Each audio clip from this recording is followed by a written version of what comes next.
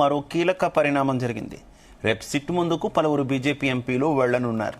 BJP ఎంపీలు ఈటెల రాజేందర్, రఘునందన్ రావులు సిట్ను కలిసి తమ దగ్గరున్న సమాచారం అందించనున్నారు.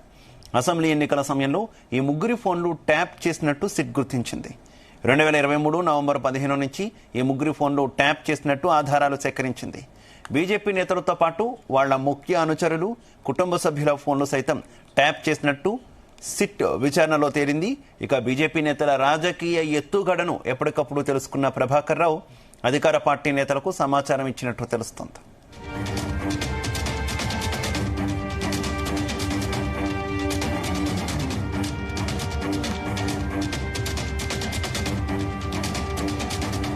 రైట్, ఇదే విషయానికి సంబంధించి మరింత సమాచారం మా క్రైమ్ బ్యూరో చీఫ్ రవితేజ అందిస్తారు. రవితేజ, నిన్న వికారాబాద్ జిల్లా చెందినటువంటి నేతలు, ఈరోజు కాంగ్రెస్ పార్టీకి చెందినటువంటి నేతలు, రేపు బీజేపీ పార్టీకి చెందినటువంటి నేతలను సిట్ దర్యాప్తు సంస్థ పిలిపించి వాళ్ళ స్టేట్మెంట్ రికార్డ్ చేసుకున్నారు. దాంతో పాటు వాళ్ళని విట్నెస్ కిందకి చేర్చేటువంటి భాగంలో ఈ సిట్ ఇన్వెస్టిగేషన్ కొనసాగుతా ఉంది.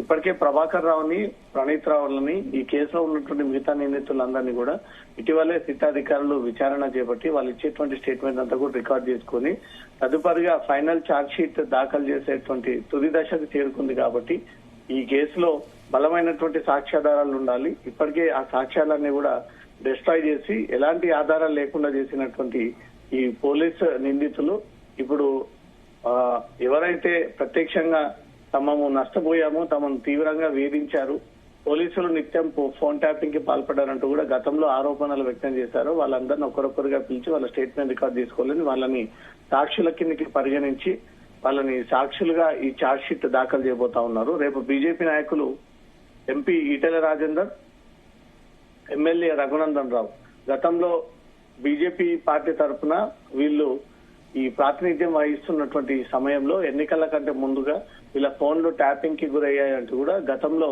బీఆర్ఎస్ ప్రభుత్వానికి ఫిర్యాదు చేశారు, పోలీసులకు ఫిర్యాదు చేశారు. ఎవరు కూడా పట్టించుకోకపోవడంపై మాత్రం ఇది ఖచ్చితంగా ప్రభుత్వం పని అయి ఉండవచ్చు అనేది కూడా గతంలో వీళ్ళకు కొన్ని అనుమానాలు ఉన్నాయి.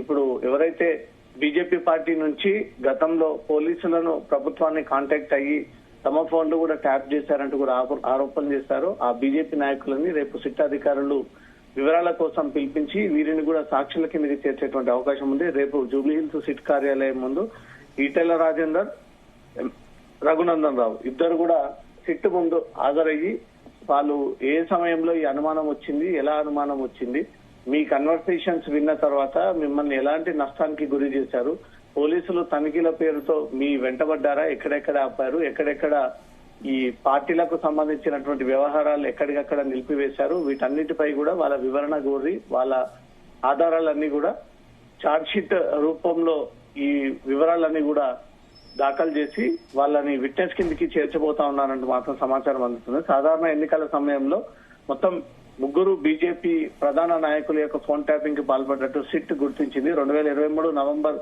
15 నుంచి ఈ ముగ్గురు ఫోన్లు ట్యాప్ చేస్తున్నట్టుగా కూడా ఈ ఆధారాలు సేకరించడం జరిగింది. బీజేపీ నేతలు, వాళ్ళ ముఖ్య అనుచరులు, కుటుంబ సభ్యుల ఫోన్లను సైతం ప్రభాకర్ రావు అండ్ టీమ్ ఈ ట్యాపింగ్ కి పాల్పడి ఇంట్లో కుటుంబ సభ్యులతో పర్సనల్ గా మాట్లాడేటువంటి వ్యవహారాలన్నీ కూడా ఈ ఫోన్ ట్యాపింగ్ ద్వారా అయినాయి. ఈవెన్ కుటుంబ సభ్యులను సైతం ఇబ్బందికి గురి చేసినటువంటి సందర్భాలు ఉన్నాయి. కాబట్టి అవన్నీ దృష్టిలో పెట్టుకునే ఈ బీజేపీ నాయకులని రేపు పిలిపించి వాళ్ళ నుంచి స్టేట్మెంట్ తీసుకోబోతా ఉన్నారు. అయితే రవితేజ, మొత్తం పరిణామాలన్నీ చూస్తుంటే ఓ పక్క బీజేపీ నేతలను విచారణకు పిలవడం, ఇప్పటికే ప్రభాకర్ రావు రావడం, అతనికి కస్టడీ, ఇదంతా జరుగుతూ ఉండడం, కేసు ఒక కీలక దశకు వచ్చింది, కొంత చిట్ట చివరకు చేరుకుంది అనుకోవచ్చా, లేదంటే ఇంకా డ్రాగ్ అయ్యే అవకాశం ఏదైనా ఉందా? చివరిగా కేసు ఫైనల్ ఛార్జ్ షీట్ దాఖలు చేసేందుకే ఇప్పటి వరకు ఉన్నటువంటి నిందితులు కొంతమంది సహకరించకపోవడము, విదేశాల్లో ఉండడము, ఆ విదేశాల నుంచి కూడా ప్రభాకర్ రావుని రప్పించి 3-4 సార్లు ఇప్పటికే విచారించి అతను ఇచ్చేటువంటి స్టేట్మెంట్ అంతా కూడా తీసుకొని ఆ తర్వాత బాధితులను సైతం పిలిపించి, బాధితులు వెళ్ళిపోయినటువంటి తర్వాత ప్రభాకర్ రావుని మళ్ళీ పిలిపించి ఈ స్టేట్మెంట్ రికార్డ్ చేసుకుంటా ఉన్నారు. కాబట్టి ఈ కేసు తుది దశకు చేరుకోండి.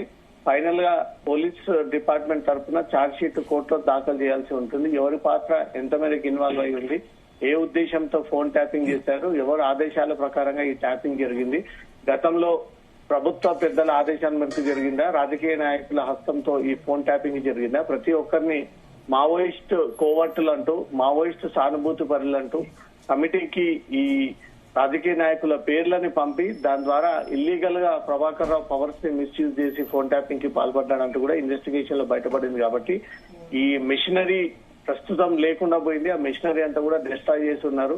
ఎక్కడ కూడా చిన్న ఆధారం లేకుండా పోయింది. కాబట్టి ఇప్పుడు ఫోన్ ట్యాపింగ్ కి గురైనటువంటి బాధితులే ఈ కేసులో ప్రత్యక్ష సాక్షుల కిందకి భావిస్తూ ఆ సాక్షులందరినీ కూడా గ్యాదర్ చేసి వాళ్ళందరూ స్టేట్మెంట్స్ రికార్డ్ చేసుకుని ఛార్జ్ షీట్ దాఖలు చేయబోతా ఉన్నారు. రేపు బీజేపీ నాయకులు సిట్ ముందు హాజరయ్యి సిట్ అడిగినటువంటి ప్రతి దానికి సమాధానం ఇచ్చి ఆ ఆధారాలన్నీ కూడా ప్రొడ్యూస్ చేసి వాళ్ళు సాక్షుల కిందకి పరిగణించి ఈ కేసుని ఇక్కడితో ఇంకా కోర్టుకి ఫార్వర్డ్ చేస్తా ఉన్నాము ఛార్జ్ షీట్ రూపంలో అంటూ కూడా ఆ విషయాన్ని తెలియజేస్తూ ఈ ఫోన్ ట్యాపింగ్ ప్రక్రియ కొనసాగిస్తా ఉన్నారు.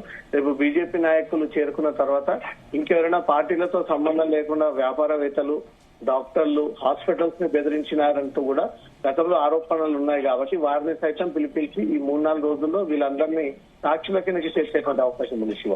Right, okay, thank you.